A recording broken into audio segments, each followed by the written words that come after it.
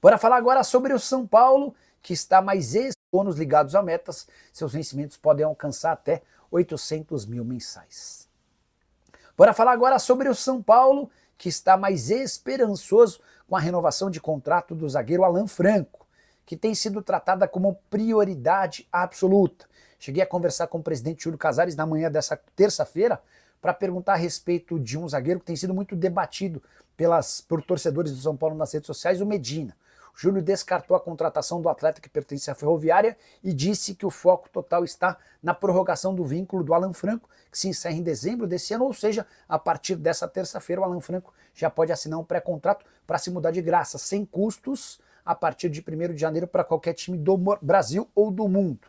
Pois bem, a informação que eu quero dividir com vocês agora é de que a última reunião que aconteceu entre São Paulo e representante do Alan Franco foi tratada como, abre aspas, bastante positiva, fecha aspas.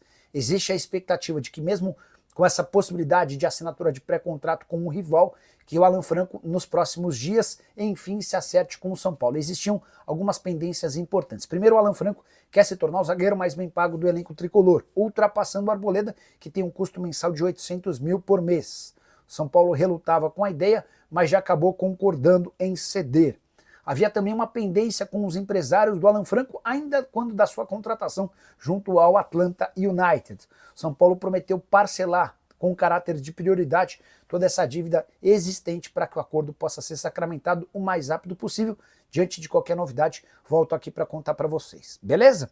Quais posições e nomes estão na pauta do São Paulo para tentar ser contratados? Vai vir jogador ou o São Paulo vai mais uma vez iludir o torcedor? É uma possibilidade real, tá, Denise? Sendo bem sincero com você. Mas hoje não há uma definição, uma decisão sobre contratar ou não zagueiro, não há. Estão falando de Medina, que é um atleta que pertence à Ferroviária, esse cara foi oferecido, mas não agradou.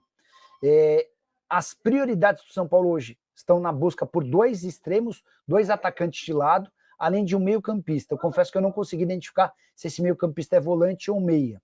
E aí tinha um nome que estava muito ligado ao São Paulo nos últimos tempos, o do Thiago Mendes, que tem negociações avançadas com o Vasco. O Vasco ontem havia se acertado com o Paulo Pitombeira em relação ao salário. O salário vai partir de 500 mil, com bônus pode chegar, com bônus atrelados a metas, ele pode chegar a 800 mil. Faltava só definir o tempo de contrato. A tendência é que entre hoje e amanhã o martelo seja batido para que o Thiago Mendes, que esteve na pauta do São Paulo por 3 janelas, vire reforço vascaíno, tá bom? O Alan Franco, zagueiro argentino do São Paulo. O São Paulo tenta a renovação com o Alan Franco há bastante tempo. A partir de hoje, ele pode assinar um pré-contrato com o Cruzeiro, com o Palmeiras ou com quem ele bem entender. Fica no São Paulo até dezembro e aí, a partir de 1º de janeiro, se muda sem custos para esse outro time. Já que citei o Alan Franco, deixa eu só trazer uma novidade importante. Rolou recentemente uma reunião entre o representante do São Paulo e o São Paulo. Entre o representante do zagueiro e o São Paulo. E dá para dizer que há otimismo no São Paulo em relação a essa renovação, especialmente depois dessa última reunião. Deixa eu até buscar aqui no meu WhatsApp web a declaração da fonte no São Paulo com quem conversei sobre essa situação. A conversa foi muito positiva, tá? Então, dá para dizer que essa convicção, essa confiança do São Paulo na renovação do contrato com o Alan Franco também passa por uma demonstração do argentino em querer continuar no clube, tá? Existe ainda uma pendência, especialmente com os empresários do jogador. Os caras continuam exigindo que o São Paulo quite à vista tudo que deve. O São Paulo alega não ter capacidade, mas existe uma impressão grande de que o negócio possa acontecer. Vou repetir o que eu já disse que está acontecendo com o meu São Paulo e com a tranqueira do Corinthians. Estão super endividando os clubes para forçarem as SAFs. O São Paulo vai virar até o início do próximo ano, ou não. O São Paulo já vai meio que adotar a SAF com o Marinax, né? Uma SAF meio disfarçada, se utilizando das categorias de base. Você tem um fundinho de verdade nessa história. O Marcos Oliveira, boa noite, Nicola. A dívida do São Paulo reduziu 0,2%. E o blogueirinho contando vantagem já. O Marcos está se referindo a uma redução de 3 milhões de reais na dívida do São Paulo. A dívida era de 950, caiu para 947, alguma coisa assim. Essa redução equivale a 0,2%. É muito pouco, né? Se eu fosse dirigente do São Paulo, talvez nem levasse essa história adiante. Mas eu acho que a boa notícia é ter conseguido frear um crescimento desenfreado da dívida do São Paulo, né? Era uma escadinha de crescimento assustadora. Ao menos esse crescimento foi interrompido e deu lugar a uma redução. Farias, alguma novidade do São Paulo, tirando o Marcos Antônio? O Tolói vai para o Goiás? O Emerson, o Marcos Antônio é uma notícia velha, nem dá para dizer que há muito novo, né? Sobre o São Paulo, contei da renovação do contrato do Alan Franco, há otimismo em relação a essa negociação. Queria falar sobre o Medina. O Medina chama Gustavo Medina, é um zagueiro de 23 anos de idade, revelado na base da Ferroviária, tem sido titular na Série B. Foi oferecido ao São Paulo, mas eu posso assegurar para vocês, depois de ouvir um dirigente do São Paulo, que esse nome não interessa, não agrada. O São Paulo ainda não se decidiu por contratar um zagueiro, mesmo com a saída já oficial do Juan Tressoldi. São Paulo quer entender como é que o Ferrarese se comporta na zaga, eventualmente o São Paulo pode também promover alguém da base, e na pior das hipóteses o Enzo pode virar um zagueiro no esquema de 3 zagueiros do Hernan Crespo, tá? Então o São Paulo entende que há outras prioridades, são 2 atacantes de lado de campo e o meio-campista, essas são as 3 prioridades por agora. Meu like é 57. Você já deixou o seu? Cadê os reforços do São Paulo? Nada até agora. Zagueiro diz que não vai contratar mais. É isso. Na minha opinião, o São Paulo vai trazer nenhum reforço. Severino, estou para te dizer que por toda a dificuldade que o São Paulo tem demonstrado com contratações, eu acho que o teu palpite nem é tão maluco assim, tá? Nem diria que é um chute tão fora Nagel, não. Os caras já estão buscando, gostariam de 2 atacantes de lado de campo e um meio-campista. Mas não cravaria, não. O Breno Oliveira, São Paulo pode trazer o Adonis Frias. Já foi desejo do Crespo na última passagem e fica livre agora. Breno, pelo que eu entendi, o Adonis Frias fica livre em dezembro e joga lá no futebol mexicano, tá? Não vejo nenhuma possibilidade de investimento desse tamanho num jogador como esse para uma posição que não é a prioritária.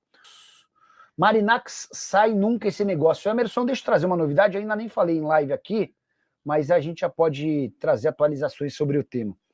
Evangelos Marinax e São Paulo estão fechados já há algum tempo. O próprio Júlio Casares deu a dica, né? Quando o Júlio começa a falar sobre os detalhes do acordo e tudo mais, já dava indícios de que a qualquer momento o acordo seria fechado. Pois bem, por que não ocorreu ainda? Porque o São Paulo percebeu que o modelo que estava sendo utilizado para configurar a parceria entre as partes era um modelo que causaria ou infringiria, se chocaria com o estatuto do clube, e aí seria um prato cheio para a oposição, para caras que são contrários a esse movimento. Então, São Paulo e Marinax passaram a buscar um outro modelo de negócio, não que interfira no acordo, né, mas que para efeito de contabilidade, para efeito de disposição, para que ele não fira o estatuto do clube. E é dessa maneira que está sendo feito o negócio.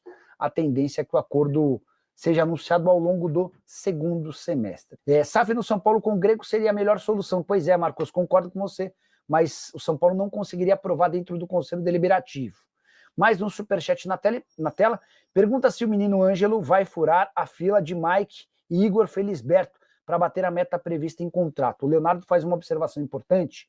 O Ângelo é um menino de 16 anos que foi comprado pelo Strasbourg e tem no contrato um bônus de 2 milhões de euros caso ele alcance 2.000 minutos pelo time principal.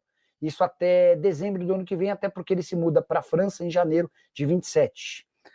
O Mike se machucou, tá, Leonardo? Então, assim, o Igor Vinícius foi embora. Foi negociado, inclusive o Santos anunciou hoje o Igor Vinícius. O Mike seria o primeiro da lista, o primeiro reserva da lateral direita, que é hoje ocupada pelo Cédric Soares. Só que o Mike machucado está fora.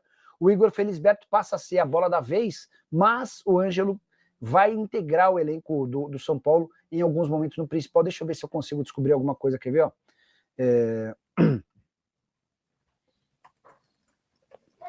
Boa noite. Tudo bem por aí? Sabe se tem planos de o Ângelo subir pro profissional ainda em julho? Vamos ver.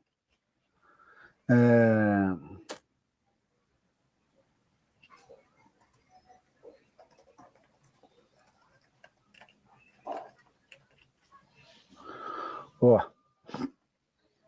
pessoal do São Paulo já está respondendo por aqui, mas assim que tiver alguma atualização a gente conta também. Perguntei se tem algum plano para o Ângelo, lateral direito do São Paulo, subir para o profissional. não tem nada por enquanto, não há previsão, até porque ele não está pronto ainda. Na frente dele tem o Mike, que já está lá, embora machucado, 4 semanas de recuperação, e o Felisberto, que no ano passado até teve passagem na Barra Funda. Então o Ângelo não deve subir por enquanto. Ótima explicação. Ótima explicação. Então é isso, tá? Não se imagina o Ângelo subindo tão breve, mesmo com esse bônus de 2 milhões de euros, caso ele jogue 2.000 minutos até ser vendido.